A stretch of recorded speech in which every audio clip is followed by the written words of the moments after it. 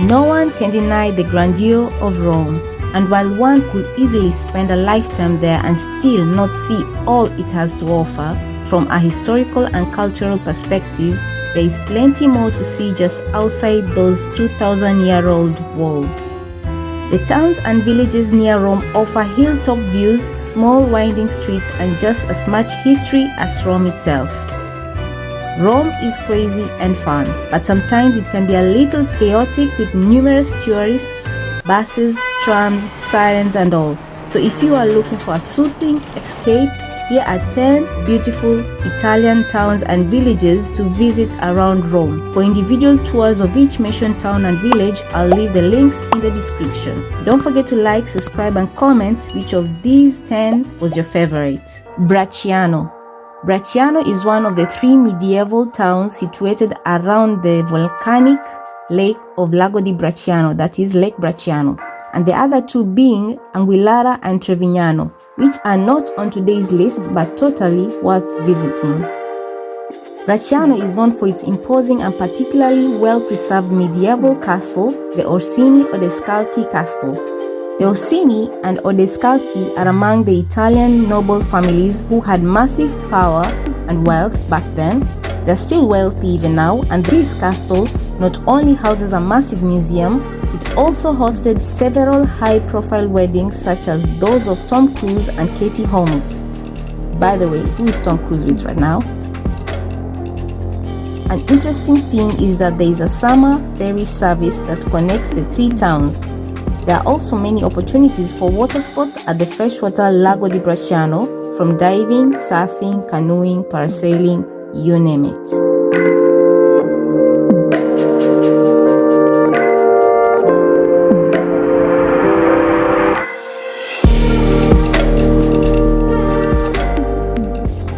Bomarzo.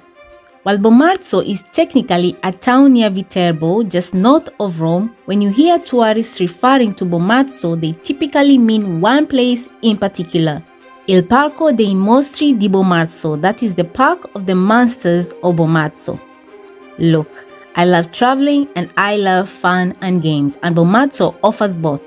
At the entrance of this park, you get a map of the place that you have to find and tick the points. And each point you find a monster of sorts. You really get to see some of the strangest sculptures and of course some history of it, and you must follow this maze because only then will you find your way out, or you'll be lost in the monsters park forever, or at least until some monster finds you and eats you up.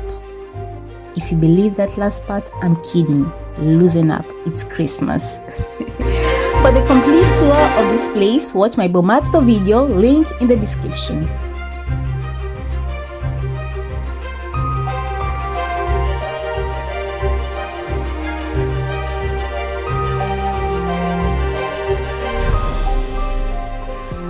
Orvieto. Perched high on a hill, this jewel box of a town is located in the Umbria region of Italy, only an hour and a half from Rome. Orvieto has a majestic vibe characterized by 2 things in particular that caught my eye.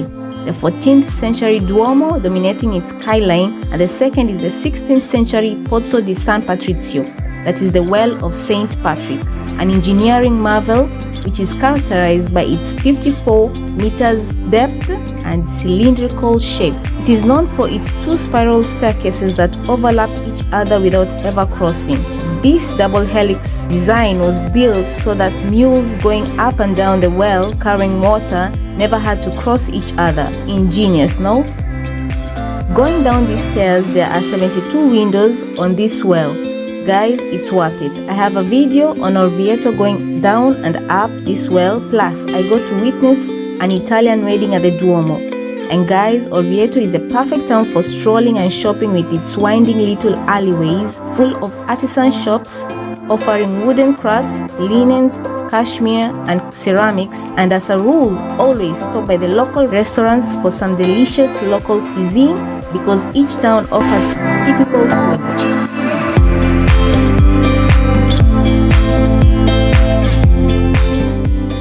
Civita di Bagnoregio. The showstopper to this list is the magical medieval village of Civita di Bagnoregio. Few cities can have a more dramatic moniker, La Città che muore, which means the dying city. A true city on a hill, perched impossibly, precariously atop a plateau with sheer drops into a gorge below on all sides, this little town seems like something out of an Indiana Jones movie. There is only one way in and one way out, through a long and winding bridge, which I swear you can feel the bridge vibrating when small trucks drive by. You can't drive here, you have to walk up the bridge, and it's totally worth it. Sadly, this unique place might not be here for long, as it has suffered constant erosions through the years, slowly nipping at its heels, rendering the town even more precarious and its population ever dwindling. It's an easy drive north of Rome, so make sure to visit before it's lost to history forever. In case visiting is not an option, watch this link for the full walking tour plus its history. It's a fairy tale town in a fairy tale setting.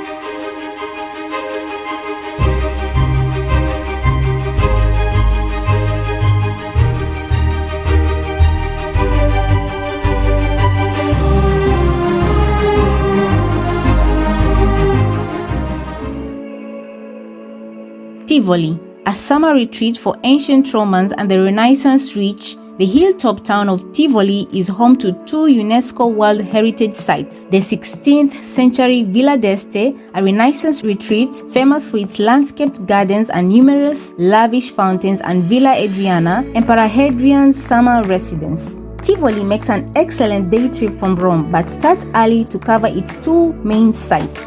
The best way to see both is to visit Villa d'Este first, which is quite huge, then take a lunch break up in the center before heading down to Villa Adriana, that is Emperor Hadrian's villa. I personally loved Villa d'Este for its numerous fountains, and two major fountains that caught my eye was the fountain of the organ, which uses water pressure to play music through a concealed organ. You should see it, guys. And the other is the 130-meter long avenue of the 100 fountains. By numerous, I mean a lot. Now, here's the nerdy bits for those that like facts and figures.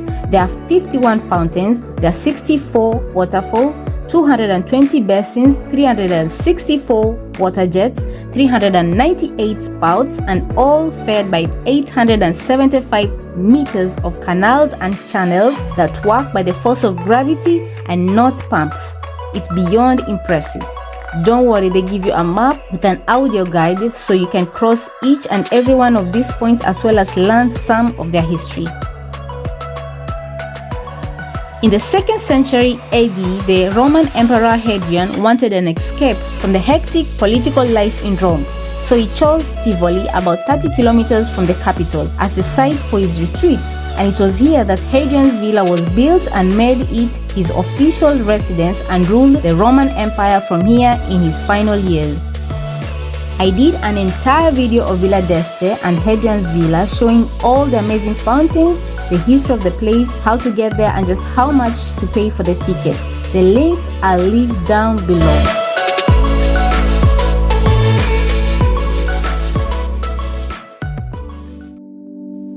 Isola del Liri.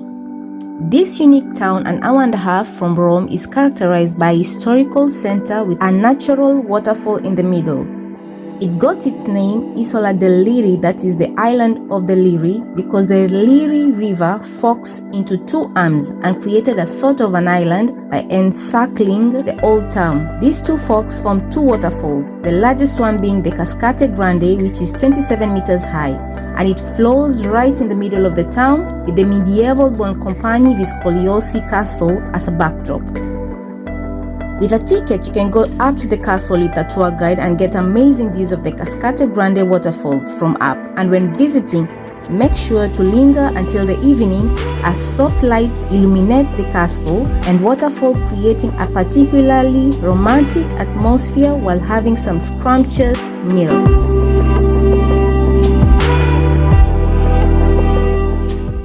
Castelli Romani. Castelli Romani, or the Roman castles, are a group of 16 towns reflected in the waters of volcanic lakes, stately villas, archaeological sites, and delightful food and wine traditions.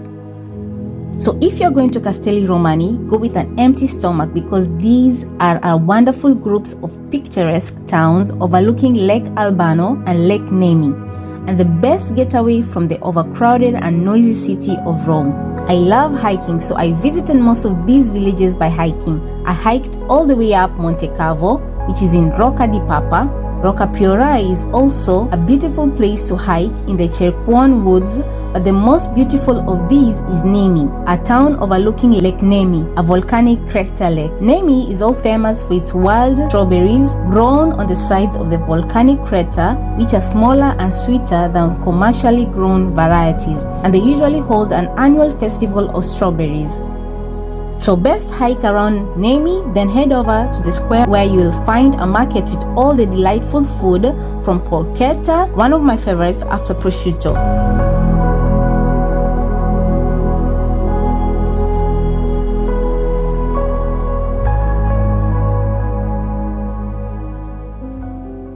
Nepi.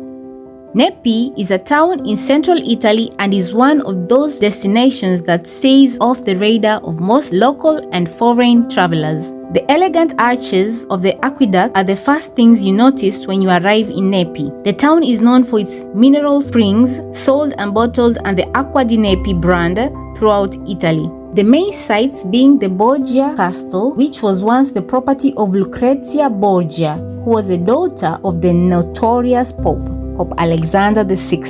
I think I mentioned the Borgia story on my Villa d'Este video, link in the description below. Other sites to look out for is the 800 BC catacombs of Santa Savinilla, the cathedral, and of course test the water.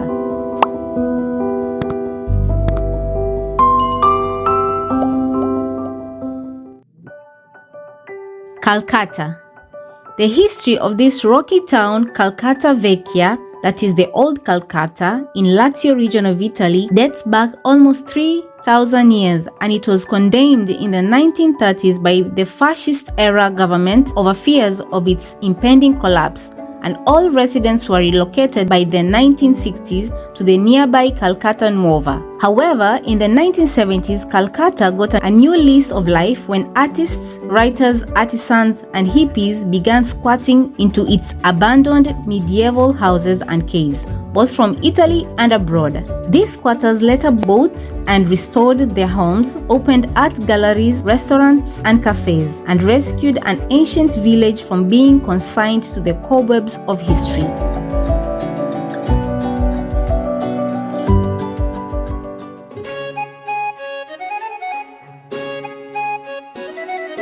Tarquinia. The ancient Romans played a huge role in Italian history, but they were actually preceded by the Etruscans. Some of the best places to learn more about this ancient civilization in Italy are Tarquinia and Cerveteri, just north of Rome. Both are UNESCO World Heritage Sites. Their necropolises constitute a unique and exceptional testimony of the ancient Etruscans, the only urban civilization of the pre-Roman age. While at the Etruscan tombs in Tarquinia, you can enter and see the beautiful decorations inside the tombs, then be sure to head up to the museum for more.